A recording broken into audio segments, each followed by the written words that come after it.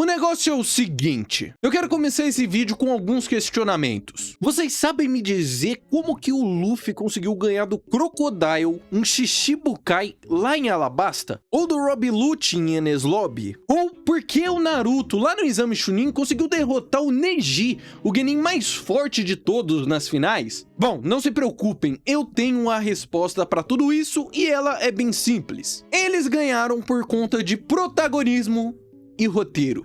Isso é o que eu diria se eu fosse um completo idiota.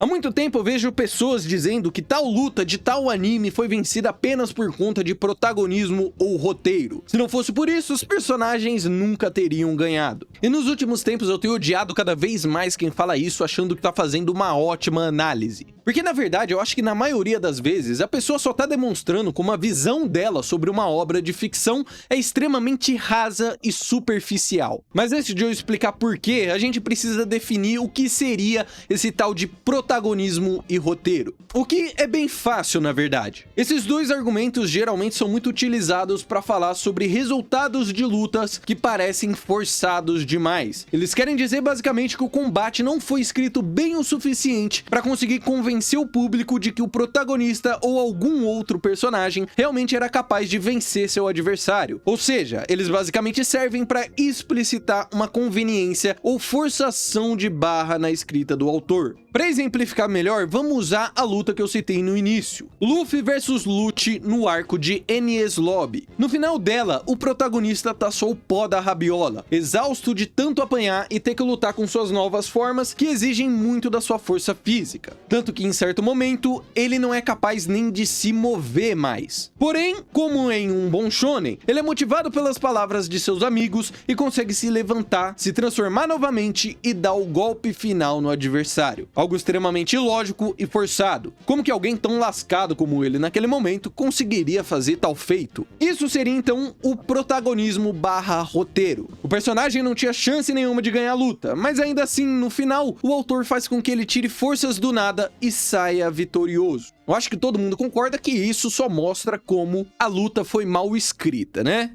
Bom, eu não acho não. Assim, é verdade que alguns autores abusam desse recurso para fazer com que seus personagens ganhem combates que parecem impossíveis. Yu-Gi-Oh! É um exemplo latente muito engraçado disso. Outro dia apareceu para mim alguns trechos do anime onde o roteiro simplesmente inventa alguma desculpa mirabolante para conseguir fazer com que o protagonista supere uma adversidade e ganhe um duelo. O que tá acontecendo? Como pôde usar o Makio se ainda era minha vez? Com mágica. Uma mágica tão poderosa que o meu mago negro levou 1000 anos para aprender. Como é que é? O mago do tempo envelheceu o meu mago negro, mas ele ficou mais forte, não mais fraco. A idade traz consigo a sabedoria. 1000 anos de sabedoria que o transformaram no sábio negro.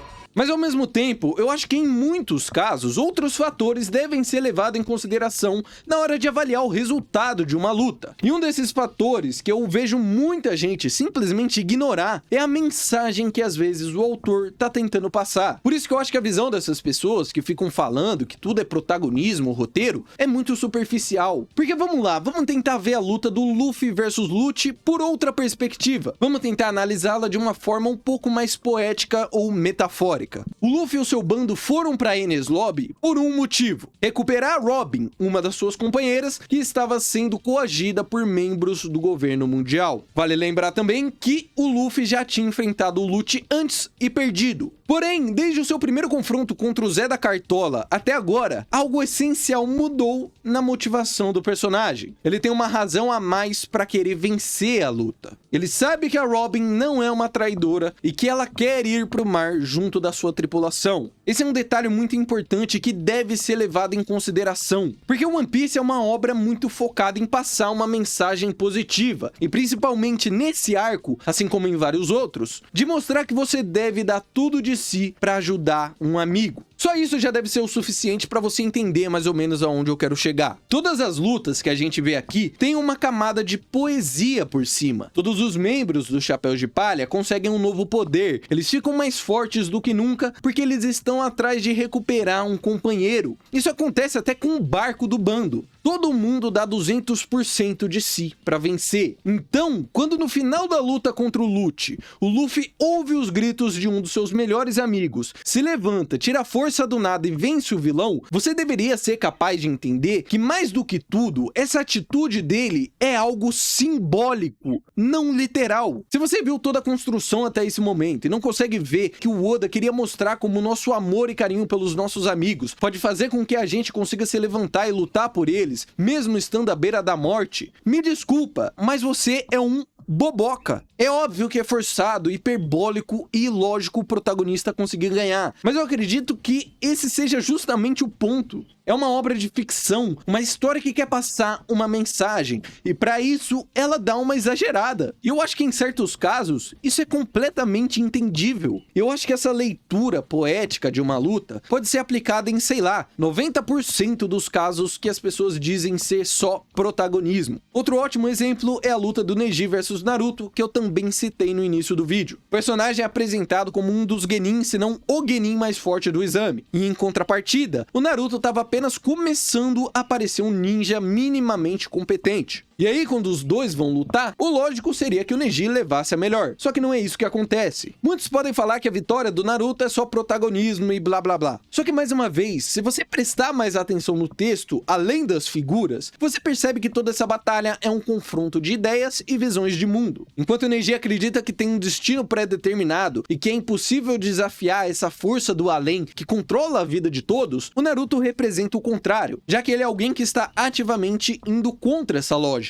Ele é um moleque sem muito talento que quer se tornar Hokage. Eu sei que o Kishimoto caga essa ideia no futuro, mas vamos levar em conta o contexto da época em que ele fez essa luta no final do Exame Chunin, onde nenhuma papagaiada de reencarnação tinha sido apresentada. A vitória do Naruto simboliza uma mensagem que o autor está tentando transmitir. Eu sinto que a gente tem ficado cada vez mais exigente por lógica em obras fictícias que, em certo grau, deveriam ser livres disso. Qual o sentido de obras que exploram o absurdo serem limitadas por uma exigência de coesão em coisas tão triviais quanto uma mera luta? É sério que de tudo que acontece na história, isso te incomoda tanto? E claro, não é porque é uma obra de ficção que possui diversos conceitos malucos ou que está tentando passar algum tipo de mensagem que os autores podem fazer o que quiser e transformar a narrativa numa bagunça completa. É óbvio que ela precisa ter alguma coesão. Não faria sentido, por exemplo, o Luffy nesse início conseguir vencer, sei lá, o Kaido. Claro que existem limites. Mas sinceramente, achar que essas ocasiões de, entre aspas, protagonismo são problemas gigantescos, pra mim é só exagero. Eu acredito que muitas delas são mais do que apenas uma competição de quem é mais forte. Elas podem ter também alguma poesia ou metáfora por trás que, na minha opinião, deixa tudo ainda mais bonito. Eu acho que ignorar isso e ver as coisas apenas de uma forma muito lógica, só analisando quem é o mais poderoso e que por consequência deveria ganhar, é uma forma meio pobre de enxergar a arte.